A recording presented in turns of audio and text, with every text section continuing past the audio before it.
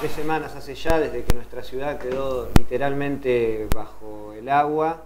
Quisimos hacer un esfuerzo de entender un poco más lo que pasó, quisimos hacer el esfuerzo de trascender los relatos mediáticos y oficiales y las interpretaciones respecto a esta experiencia que todavía estamos tratando de sobrellevar aquí en la ciudad de La Plata, y desde ese lugar es que inicia este programa especial, este esfuerzo de realización de La Olla TV, ATE Sociosanitario, la Agencia Popular de Noticias y ATE Provincia de Buenos Aires.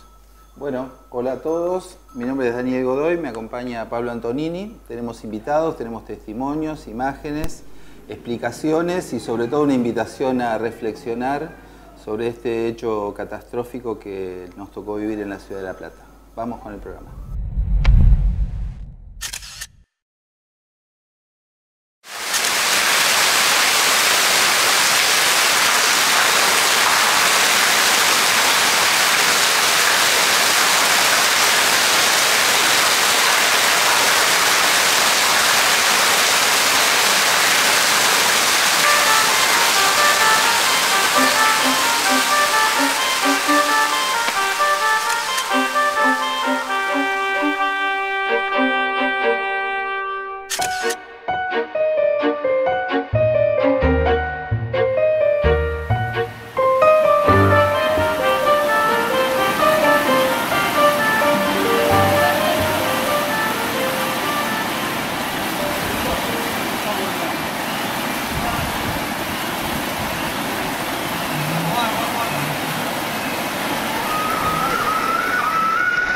Alarma. Bueno, espera, mi amor. Espera que acá me está sonando una alarma. ¡Guarda! ¡Guarda, Flaco!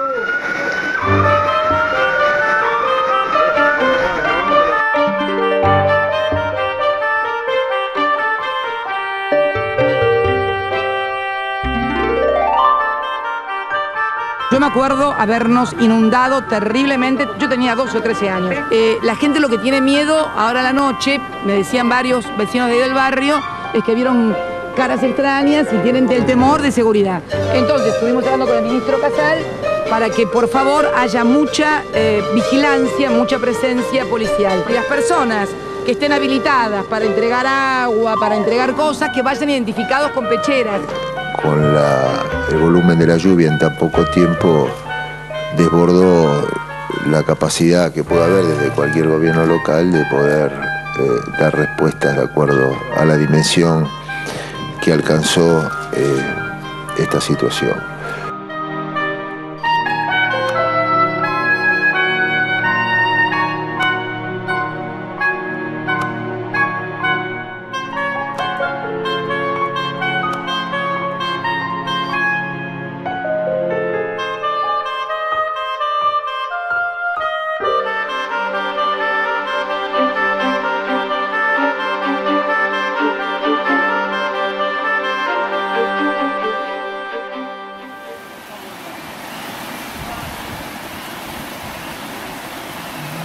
Lo que el agua nos dejó. Vamos a empezar a intentar desatar este nudo de tanto testimonio, tanta opinión, tanto imaginario sobre los platenses a partir de un primer momento donde nos vamos a tratar de encontrar con las causas del problema. Después seguiremos con un momento donde intentaremos trabajar sobre el relato de lo que ocurrió y la atención sobre el número de víctimas, el rol de los medios de comunicación popular y alternativos y el rol de los medios oficiales.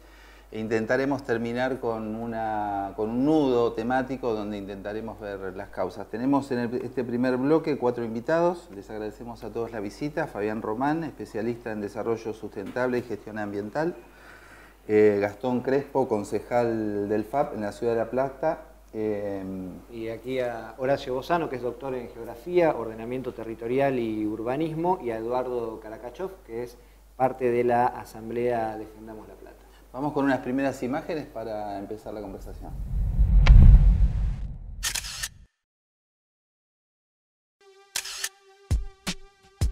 Hemos generado un ámbito urbano donde la infiltración es mucho más reducida, porque tapizamos el suelo con materiales impermeables. Hemos entubado los arroyos, de manera que los arroyos solo están recibiendo agua en algunas partes de la cuenca, en la parte alta y en algunas partes a través de los desagües de la ciudad, pero no lo reciben absolutamente a través de todo su recorrido, digamos. El hombre ha aumentado por un lado el aporte de agua, por otro lado disminuye la infiltración, disminuye la conducción, no hay otra resultante más que la acumulación de agua en la superficie. Hay una especie de situación conocida por todos que es esta situación del cambio climático, digamos, un desorden de la conducta climática que, según se nos hace saber, está empezando a modificar buena parte de las conductas a las que estamos acostumbrados, digamos. Y este desorden climático se ha visto relacionado con muchas situaciones catastróficas, dramáticas en muchas ciudades, en Santa Fe en el 2003, en Capital en los últimos tiempos, y en La Plata. Un primer interrogante que se plantea si este desorden climático aparece como la única explicación posible ante estas situaciones que nos han tocado vivir. Bueno, no es la única. Una primera observación es que, y es en sí mismo una mala noticia, es que el cambio climático está instalado, es algo con lo que vamos a tener que lidiar. Independientemente de las otras causas que mencionaré ahora en esta introducción, el cambio climático es aquella con la que no tenemos posibilidad de lidiar. Tenemos que empezar a hablar de adaptación.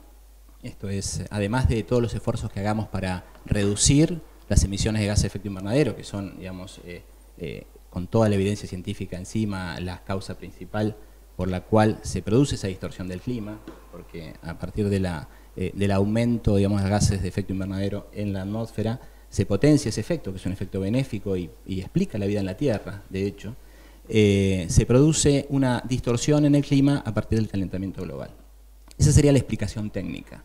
Y se ha dado con una velocidad, digamos, con una aceleración, digamos, tan grave a partir de la revolución industrial, que es el momento en que empezamos a distorsionar justamente la concentración de los gases de efecto invernadero en la atmósfera por el uso de combustibles fósiles, que es propio, digamos, y es una característica fundamental que explica la revolución industrial.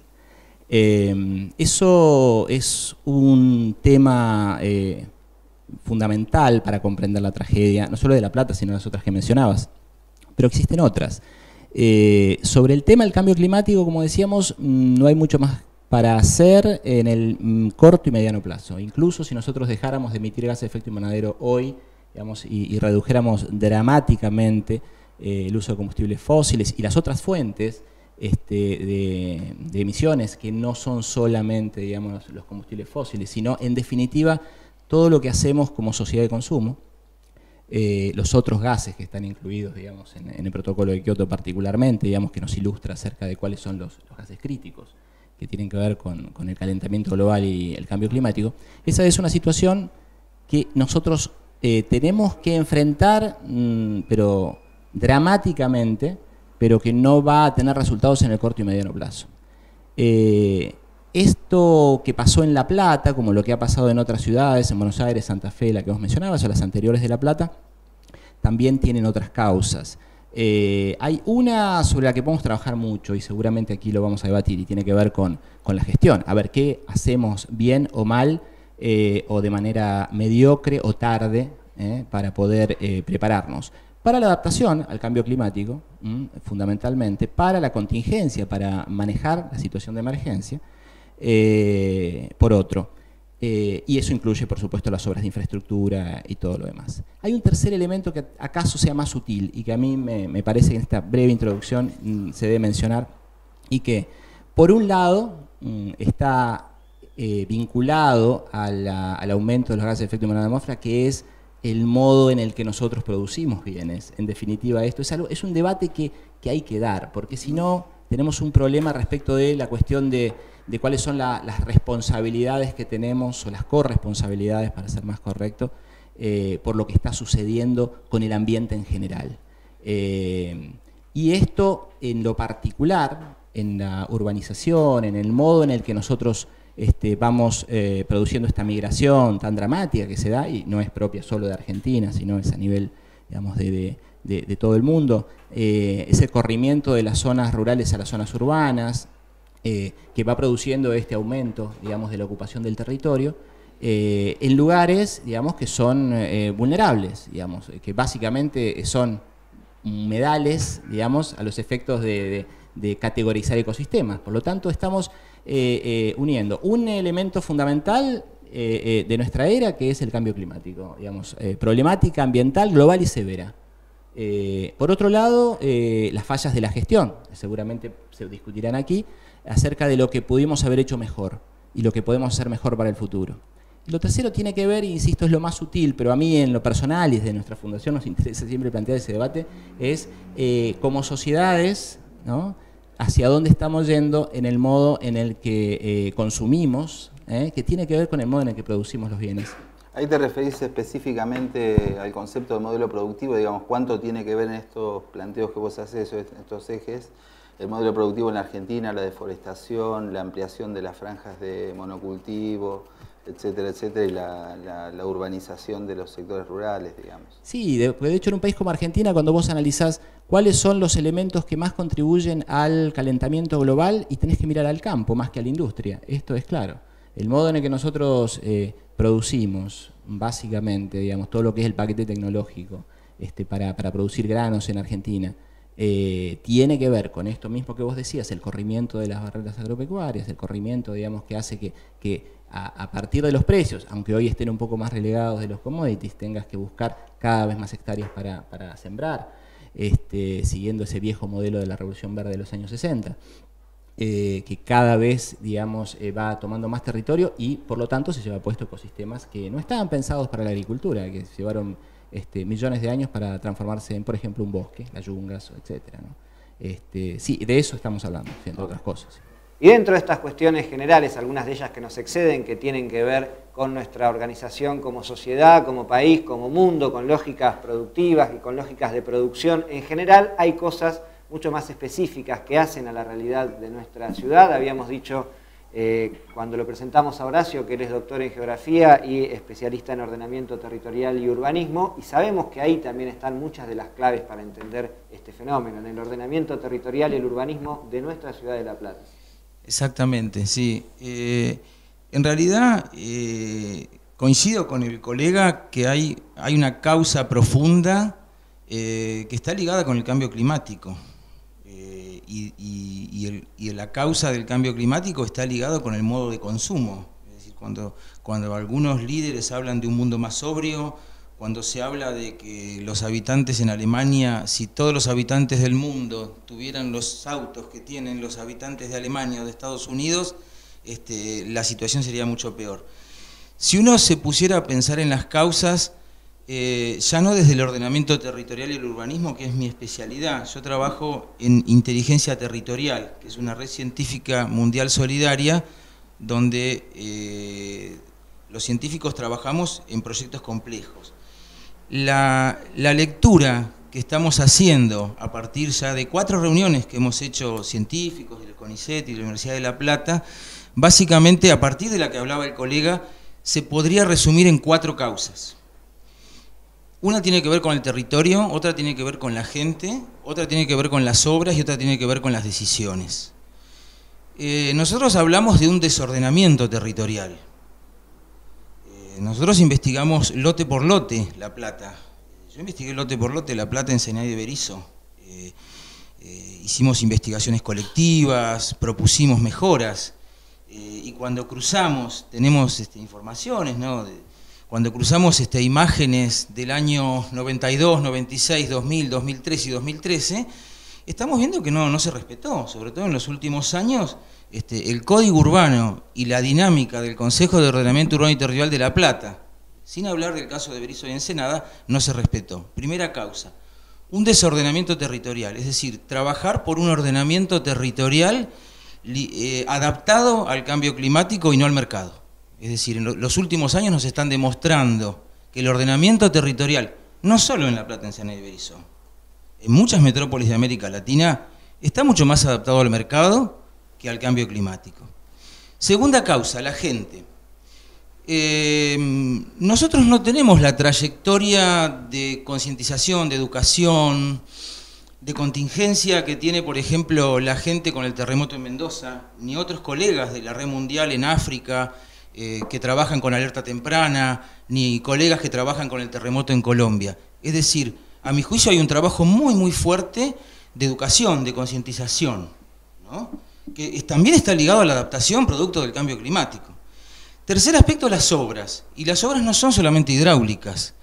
Entonces, yo no soy especialista en hidráulica, pero las obras también tienen que ver con la seguridad industrial, con la destilería YPF, con el polo petroquímico, tienen que ver con otras obras de infraestructura, de la cual yo no soy especialista, pero también son causas. Es decir, no estoy haciendo un juicio de valor si estaban mal hechas, si estaban insuficientes, porque los 392,2 milímetros que me dio una colega en el bosque, bueno, por más que hubiera obras, los ríos naturales, el regimiento, mi casa está debajo del regimiento, del arroyo regimiento, en un barrio.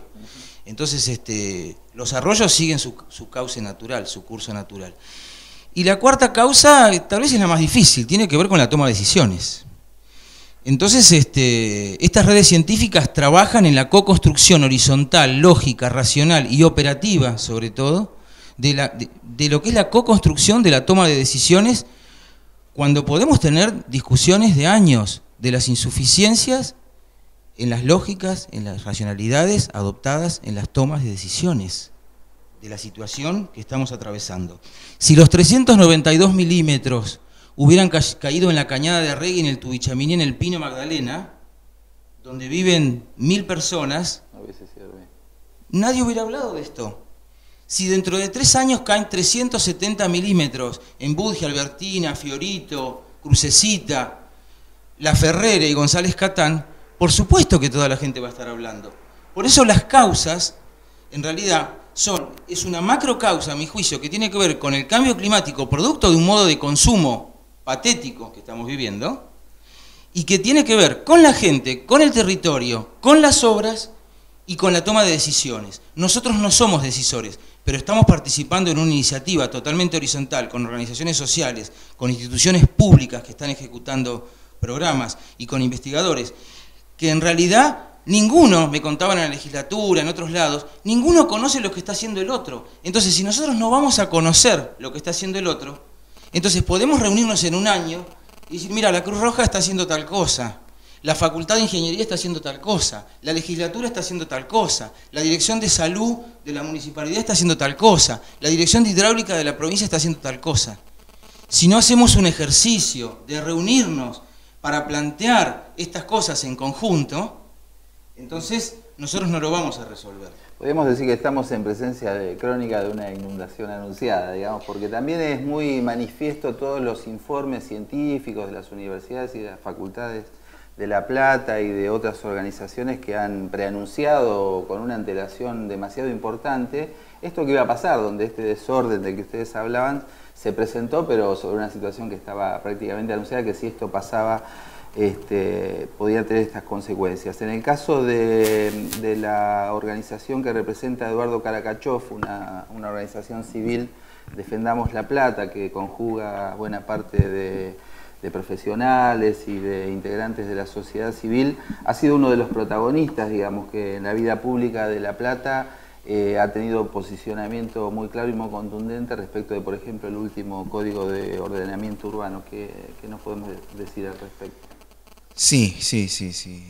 Con respecto al código, definitivamente. ¿Qué te puedo decir? Nosotros buscamos acercarle esta inquietud a los concejales, al gobierno municipal, cuando estaban votando el código, porque veíamos que las consecuencias de un código semejante iban a ser desastrosas para la ciudad, para una ciudad particular como es La Plata, una ciudad fundada, una ciudad sustentable, una ciudad de vanguardia para su tiempo, para la memoria de sus vecinos y por supuesto para la infraestructura de la ciudad.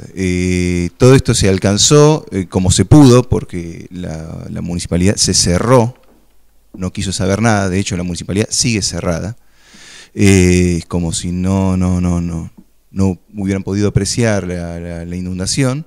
Se insistió, vimos de qué manera, aunque sea ponernos en contacto con los técnicos que forman parte de la Asamblea Defendamos La Plata. Se alcanzaron algunos estudios, no sé dónde habrán terminado, y bueno, aquí estamos. ¿Qué estaban ustedes particularmente o qué apuntaban? Mirá, un montón de cosas. La ciudad de La Plata es una ciudad especial. Es una ciudad que, más allá de que sea la ciudad que habitamos todos, es una ciudad memoria del país, por multiplicidad de razones. Atacarla de la manera que se la atacó para beneficiar intereses especulativos, que ese es otro detalle que deberíamos mencionar, es una salvajada, es vandalismo. Entonces vuelvo sobre el tema. Lo que se hizo, podemos decir que en gran medida, bueno, recién veíamos, el 70% de los muertos está en la ciudad. En gran medida la desatención que hubo sobre la ciudad se debe al beneficio leonino que hay sobre los intereses especulativos, para los intereses especulativos, que fue para eso que se modificó el Código de Ordenamiento Urbano. Nosotros atacamos el código principalmente porque se estaba destruyendo nuestra ciudad y destruía nuestra memoria, un ataque a nuestra memoria. Justamente vinculándonos con vecinos que también eran técnicos, nos empezaron a advertir, guarda, el problema va a ser mayor. El problema es que están construyendo sobre la infraestructura de, en el mejor de los casos, años 50, 60, en el peor del 900, y están amontonando bueno, el uso de servicios, concentrando en la ciudad sin atender a esto. Por eso también nuestra alerta a las autoridades tenía que ver con el carácter sustentable de la ciudad, con la infraestructura y también con lo que veíamos, la falta de desarrollo en la periferia. Claro, no se desarrollaba en la periferia porque no había interés en tender servicios y bienestar hacia la periferia. Se aprovechaban los servicios que tenía la ciudad en el casco, se destruía el casco y se levantaba. Total lo que pasó. Ahora lo que vemos es que, pese a que estamos pidiendo la suspensión del Código de Ordenamiento, la cosa sigue como si nada, se sigue levantando, se sigue tirando concreto, se sigue pavimentando. Ustedes saben que una de las puntas del código es construir, por ejemplo, en los corazones de manzana, pavimentar alegremente, livianamente los empedrados, recortar espacios verdes, pavimentar sobre donde había espacios verdes.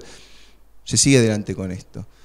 Bueno, esto es lo que les pedíamos desde la Asamblea de Vecinos, buenamente, a la Administración. Y que se pedía desde hace muchos años. Yo recuerdo desde la radio, lo hemos entrevistado a Eduardo el año pasado, el anterior, o a gente de la Asamblea, porque es importante traer este antecedente ahora que todo el mundo es aficionado a la hidráulica y que se multiplican los espacios de opinión sobre este tema, de que había organizaciones sociales planteándolo, bueno, y científicas también, planteando una alerta desde hace mucho tiempo, y que ese Código de Ordenamiento Urbano, además, sobre el que se alertó, también tuvo una instancia política y de validación en el Consejo Deliberante. Ahí había concejales que en su momento se hacían eco de estos mismos planteos y los expusieron al momento de la votación. Gastón Crespo del GEN es uno de ellos, que nos está acompañando también ahora y que vivió también esa situación desde el otro lado. Este planteo que hacían las organizaciones, a él le tocó hacerlo en el recinto. Sí, en el recinto y en la calle, ¿no? Nosotros, cuando entró el proyecto de la reforma del código, que fue un proyecto que se discutió en un departamento de un dueño de una constructora, ¿no? Para ejemplificar a quién venía a beneficiar este código, que se hizo a espaldas no solo de los vecinos y de los representantes de los vecinos del Consejo Deliberante, sino que se hizo a espaldas también de otras inmobiliarias y de otras constructoras. Lo hizo el Ejecutivo con algunas constructoras inmobiliarias que son amigas del Ejecutivo y que fueron las que financiaron la campaña y lo llevaron al intendente y al gobierno municipal. Esto claramente generaba una desventaja porque nosotros discutimos un código de ordenamiento urbano, se votó el código, nosotros nos oponíamos fuertemente, pero se votó y 5 días después de haber votado no había aparecido el plano, se votó sin un plano, ¿no? Los arquitectos saben, los ingenieros, que uno tiene que discutir la ciudad a través de un plano, ¿no? Que es donde se llega a plasmar. Bueno, nunca tuvo ese plano porque el plano lo que decía eran las zonas que iban a tener más altura. El código, la verdad que lo único que discutía era, y permitía, era más pisos, más altura en el centro del microcentro. Eso es lo que generaba una información para los que tuvieran ese terreno, que generaban una plusvalía y un negocio muy importante. Nosotros lo que decíamos en el Consejo Deliberante y en las reuniones de vecinos, en muchas reuniones que se hicieron, tanto en el casco de la ciudad como en los barrios, era que había que discutir un proyecto de ciudad primero antes de discutir un código, ¿no? Lo que acá se viene planteando. Primero hay que discutir un proyecto de ciudad, qué proyecto de ciudad quieren los vecinos platenses, cuál es el modo productivo que va a tener esa ciudad, el desarrollo económico, el turismo, y sobre la base de ese proyecto de ciudad armar un plan urbano y después recién el código, que es la expresión de lo que ese plan urbano y ese proyecto de ciudad expresa. Esto claramente tiene que ver con las zonificaciones, dónde va a estar la zonificación de empresas, qué tipo de empresas, si se le va a dar un valor al turismo, y ahí tiene mucho que ver el tema de lo patrimonial, cómo se va a generar trabajo en la ciudad con la ciencia y la tecnología, y ahí tenía que ver lo que son tanto los centros de investigación como las universidades. Nosotros lo que denunciábamos claramente que el municipio no quería hacer esto, lo que quería era darle un negocio a algunas inmobiliarias y constructoras, y lo que generaba era aumentar el valor del suelo. Esto generaba no solo que se aumente el valor del suelo donde había más pisos, sino que se trasladaba a todos los barrios de la Ciudad de La Plata. Y cada vez más difícil acceder después del código a un terreno en cualquier barrio más alejado del centro de la ciudad. Ni hablar del tema de la falta de servicio, la falta de infraestructura. Nosotros hicimos pedidos de informe a las empresas de servicio, nos contestó una sola, que decía que así como estaba anteriormente el código, podía suministrar el servicio en el casco, pero se le complicaba cada vez que se alejaba del casco urbano, pero que con el nuevo código se le iba a hacer imposible el servicio, prestar un servicio eficiente. Las demás no contestaron porque tenían que decir lo mismo, ¿no? Bueno, este código fue muy criticado por muchas organizaciones, la Facultad de Arquitectura, el Departamento de Geografía, la Facultad de Ciencias Naturales, los colegios profesionales, las ONG, ¿no? Como Defendamos La Plata y otras ONG ambientales.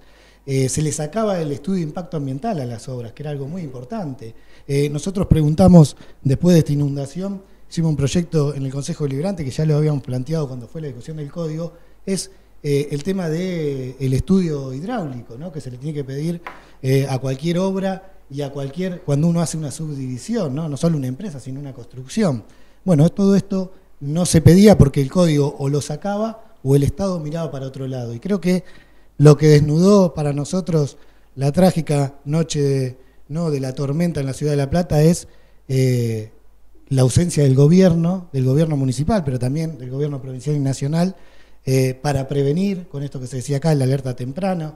Falló el servicio meteorológico, no hubo alertas durante la tormenta, falló el comité de emergencia, el COEM, que es el comité de emergencia municipal, falló la asistencia del Estado municipal, después hubo 3 comités mínimo de emergencia, que uno cuando habla en emergentología dicen que tiene que haber un comando y tiene que haber un solo comité y desde ahí desarrollar en el territorio la ayuda, pero había 3 comités que competían entre sí, ¿no? El comité del gobierno nacional, que estaba en la Facultad de Periodismo, el comité del gobierno provincial, que estaba primero en el Teatro Argentino y después se trasladó al Estadio Único de la Ciudad de La Plata, y el comité de crisis del municipio, que estaba en el pasaje de Dardo Rocha, y competían en el territorio, y muchos vecinos damnificados después de 5 días, 6 días de haber pasado el temporal, no habían recibido la ayuda mínima, que era agua, que era lavandina para poder limpiar sus casas, que era comida en algunos casos y en algunos colchones. Y veíamos cómo en estos comités de emergencia, comités de crisis, había galpones llenos de colchones mandados por la gente que donaba en todo el país, ¿no? Con lo que fue el voluntariado, que fue muy bueno, y cómo las organizaciones sociales, políticas, gremiales fueron a trabajar el territorio y se ofrecían a ayudar al damnificado.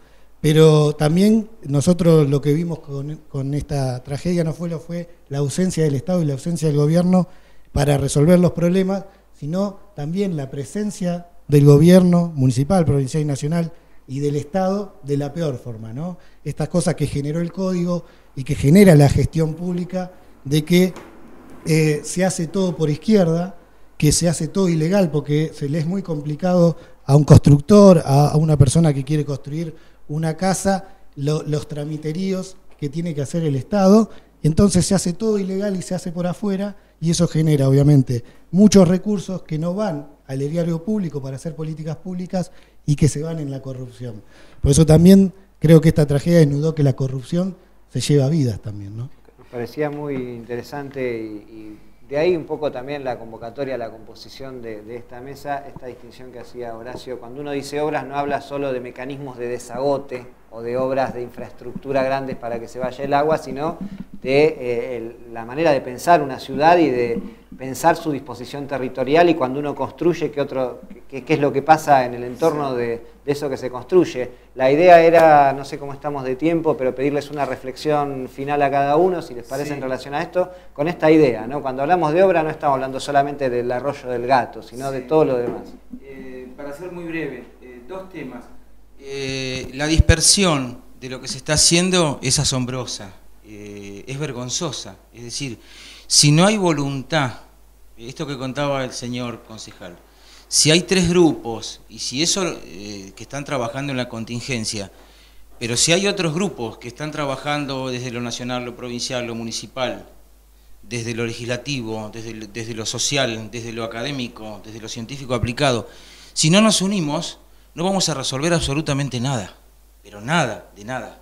Entonces yo lo que creo es que hay que trabajar en bajar el protagonismo un poco, de que el problema es hidráulico, de que el problema es urbanístico, de que el problema es lo que sea, y que el problema es muy complejo, entonces hay que tratar de encolumnar esas líneas de acción. La segunda reflexión tiene que ver con que los arroyos que hoy no están, el Regimiento, el Pérez y el Gato, en sus tramos urbanizados de ciudad consolidada, nosotros investigamos 44 lugares en términos de patrones de ocupación y apropiación territorial, 30 personas de la Universidad de La Plata, en un premio que sacó un premio de investigación. Nosotros revisamos esos patrones territoriales, que fueron base para el código que se aprobó en el 2000, y los cruzamos con lo que pasó ahora. Y hay 2 hipótesis que están surgiendo, porque no se puede hablar a las livianas de que toda la ciudad está, ¿no es cierto?, es todo un mercado, porque en realidad hay lugares que no crecen desde hace 30 o 40 años, desde el censo del 60 tenemos registros. Un ejemplo es el tramo medio superior del Regimiento, entre Cementerio y Plaza Castelli, por ejemplo, donde hubo gente que tuvo mucho más de 1 metro. Y ahí no es que haya un hormigón, un cemento, torres. Y esos son los patrones territoriales, son los lugares. Nosotros cruzamos 21 variables. Una de ellas es una investigación de 7 años de la evaluación inmobiliaria, otra es el nivel socioeconómico de la población, otra es un estudio del MAP de la UNESCO ambiental. Es decir, cruzamos 21 variables, una investigación científica, así como otros grupos de las universidades hicieron muchos trabajos, y estaba demostrado que era así. Entonces, a mi juicio hay una cuestión que tiene que ver con la ciudad consolidada, que no es solamente el casco, porque Tolosa es una ciudad consolidada, porque hay el centro de Los Hornos también está consolidada, y hay una ciudad que es la no consolidada, que tiene que ver básicamente con el Maldonado, que tiene que ver con el barrio Jardín, con el barrio Storani, que tiene que ver con el Arroyo del Gato, que tiene que ver con la Granja, con la Granjita, con San Ramón, con muchos barrios que nosotros los recorrimos. Las respuestas no tienen absolutamente nada que ver, independientemente de que el código aprobado en el 2000 tampoco tiene nada que ver con el código aprobado en el año 2010, creo. Entonces, no se puede simplificar, hablar a la ligera, de que porque se hicieron torres o porque... No, es decir, acá hay que estudiarlo a fondo. Y no son solamente las obras hidráulicas u otras obras. Tampoco es el ordenamiento territorial, porque el ordenamiento territorial requiere de un microordenamiento territorial.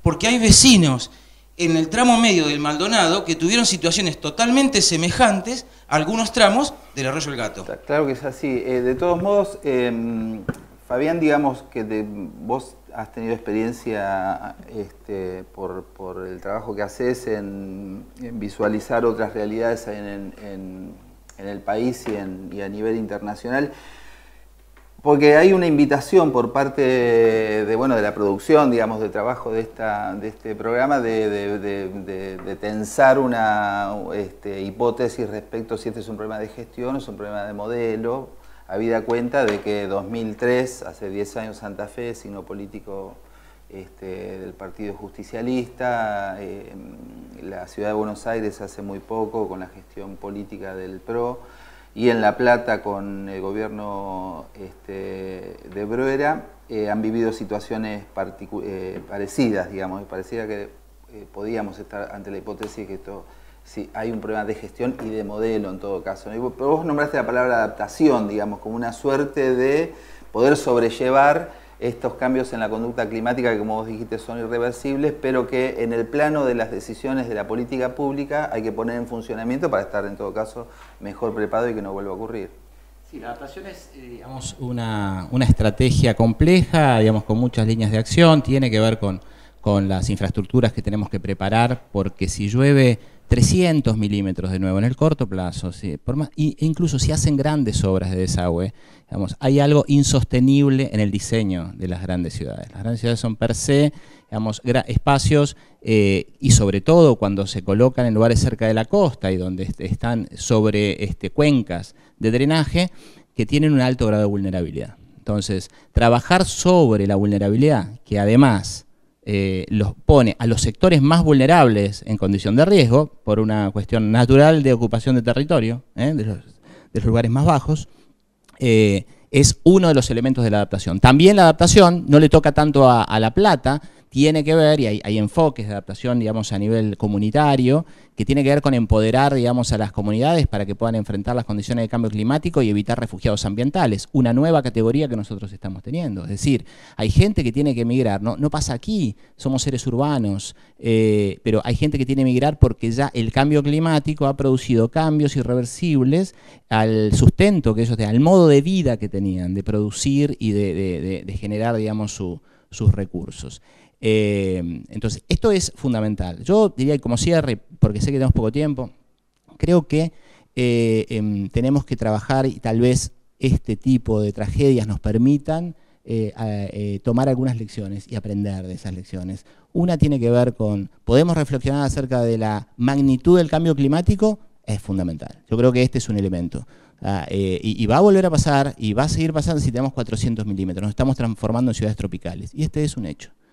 El segundo elemento es, y en el que sí podemos operar, y se ha mencionado aquí, esto no puede de ninguna manera eximir a los gobiernos de hacer mejor las cosas, de trabajar en la adaptación en lo que les toca, digamos que es, por supuesto, fundamental porque lideran los procesos de adaptación los gobiernos locales, y tal vez, y esto, como lo dije al principio, es más sutil, podamos empezar a reflexionar que tampoco somos inocentes en llegar a estos momentos. Todas las problemáticas ambientales globales severas que estamos padeciendo tienen que ver con el modelo de desarrollo.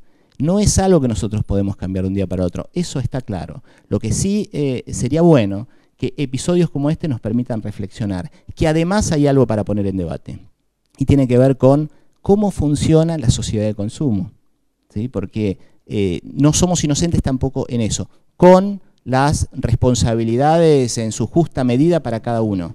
Yo creo, en definitiva, y con esto cierro, que reflexionar acerca de la importancia de sacar de la academia ciertos conceptos como la idea del desarrollo humano sostenible, que no sea algo que repetimos los profesores en las universidades o debatimos los académicos, sino que veamos cómo esto lo transformamos en acto. Potenciar oportunidades, fortalecer, digamos, las posibilidades de las personas con foco en los sectores más vulnerables, en modelos de desarrollo que tengan solidaridad intergeneracional para poder, de alguna manera, como esperamos, gestionar recursos entre dos generaciones. Sí, muy breve. Primero, que esta trágica tormenta genere un antes y un después en la ciudad de La Plata, que se derogue, obviamente, el Código de Ordenamiento Urbano y se convoque a todos los actores de la ciudad, económicos, sociales, gremiales, a los vecinos, a discutir un proyecto de ciudad, que es lo que se estuvo discutiendo en esta mesa, ¿no? Y que a través de ese proyecto de ciudad, obviamente, el tema hídrico sea fundamental, donde el respeto de las cuencas sea fundamental. Bueno, ahí el planteo que hacía el profesional sobre lo que pasó en la zona Castelli claramente no tiene que ver con el movimiento inmobiliario, sino con el cauce del arroyo que, al no desbordar y la obra hidráulica no estar bien hechas y que se hicieron hace más de 60 años y que no se volvieron a hacer nuevos desagües pluviales, el agua tomó su camino normal y fue desbordando y fue inundando todo lo que fue inundando en la ciudad de La Plata. Por algo el agua viene desde los barrios hacia La Plata, por eso el tema hídrico es fundamental, pero sobre todo discutir un proyecto de ciudad donde el Código de Ordenamiento Urbano también discuta la plusvalía, ¿no? Disputa el plusvalor del negocio inmobiliario, que se invierta en espacios verdes pero recreativos, pero que también se invierta en lotes sociales, se invierta en la vivienda, para poder erradicar